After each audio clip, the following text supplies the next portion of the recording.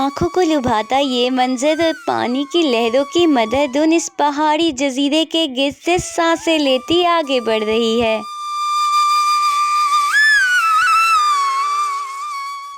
इस जजीरे पे बना ये साधु बेला इसी सिंधु दरिया का एक खूबसूरत गीत है।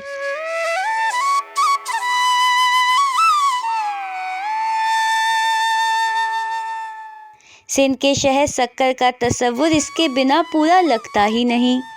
ये ना सिर्फ एक मंदिर है, लेकिन इसके साथ इस शहर की पहचान और तारीखी मकाम भी है। दरिया के बीच में जिस जगह साधु बेला कायम है, ये एक पहाड़ी जजीरा है जिस पर कभी जंगल भी हुआ करता था। इस वक्त सिंधु दरिया भी आज़ाद था और यहाँ की फिजाएं और मकामात भी। साधु बेला सिंध के दो अहम तारीखी शहरों रोड़ी और सक्कर के दरमियान सिंधु दरिया में वाक़ है और इसके इर्द गिर्द कई अहम तारीखी मकामात हैं, जैसे भक्कर किला, लैंसडाउन ब्रिज, सतेन जोस्तान वगैरह। साधु बेला के इस मकाम पर सन 1823 से पहले एक उदासीन पंथ से ताल्लुक़ रखने वाला साधु पुजारी पहुंचा, जिसने यहाँ जजीरे के जंगलों में तपस्या शुरू की।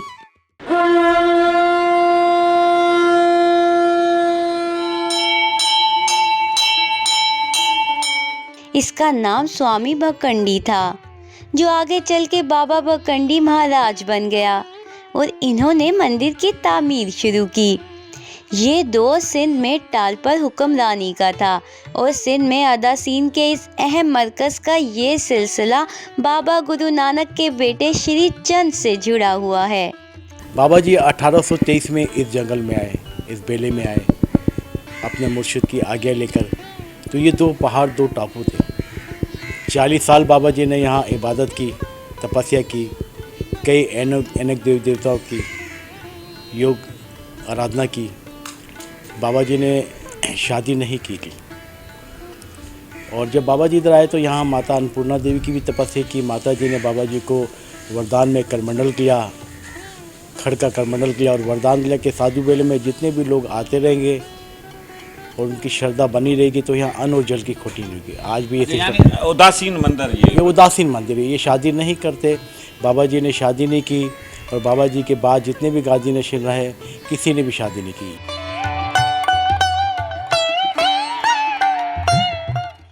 सिंधु किनारे से कश्ती के जरिए इस राजघाट के सामने उतरा जाता है। राजघाट का बाप संगमरमर से बना हुआ है। इसी बाप के एक तरफ मरमर के पत्थर की दीवार पर नर्ग और सर्ग की नक्श निगारी की गई है। यूं लगता है कि ये नक्श बोल रहे हों। ये वही इमारत है जिसे टालपुरों के दौर के बाद सिंध पर अंग्रेज़ों के कब्जे के दौरान तामीर किया गया। अंग्रेज़ों के ही दौर में हिंदू मुस्लिम इख्तलाफात इतने बड़े कि इबादत गाहें तक इस इंतशार का शिकार हुईं। अंग्रेज़ दौर में इस जजीरे पर हिंदुओं ने मज़ीद इमारत और इबादत गाहों के हिस्से भी तामीर कराए।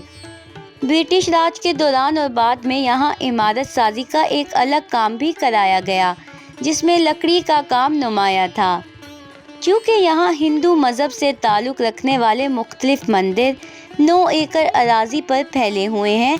यहाँ तकरीबन डेली के बुनियाद पर 100 के अबाव लोग यहाँ पर आ जाते हैं। फ्राइडे को तकरीबन 1000 के लोग तकरीबन यात्री आते हैं यहाँ पर। बाकी आम दिनों में यहाँ फॉरनर्स भी आते हैं मुख्तलिफ़ कंट्रीज़ के, और सालाना प्रोटोकॉल एग्रीमेंट के तहत यहाँ पर जो है डेलीगेशन इंडिया से भी आता है और यहाँ पर तकरीबन पूरे साल में 14 फेस्टिवल भी होते हैं। साधु बेला सिंध के अदब में भी अहम हैसियत रखता है। इसका जिक्र सिंधी और उर्दू शायरी में नुमाया है। शेख अयास और देगर सिंधी और उर्दू अदब के कई मुमताज़ अदीबों के अदब में इस मकाम और मंदिर का भरपूर जिक्र मिलता है।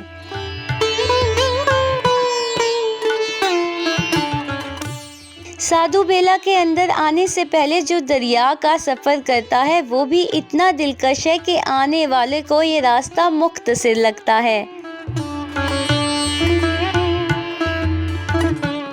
साधु बेला के जजीरे पर जिंदगी का अपना ही माहौल है। परिंदों और दरियाओं की लहरों की मौसीकी माहौल में ऐसी धुन छेड़ती है कि मोर की तरह आने वालों का मन भी झूमता है। यहाँ बने मुख्तलिफ मंदिरों के सामने लाइब्रेरी में मजहबी और दीगर किताब भी मौजूद हैं। कहते हैं कभी यहाँ बेहतरीन किताबें भी थीं जो किसी न किसी तान्हे की वजह से ज़ाया भी हुईं। इस मकाम के हवाले से तनाज़ात भी हुए, लेकिन आहिस्ता आहिस्ता वो मध्यम पड़ गए और अब साधु बेला का मकाम एक चमकते पोर्ट्रेट की तरह सिंध की आंखों के सामने सजा हुआ है।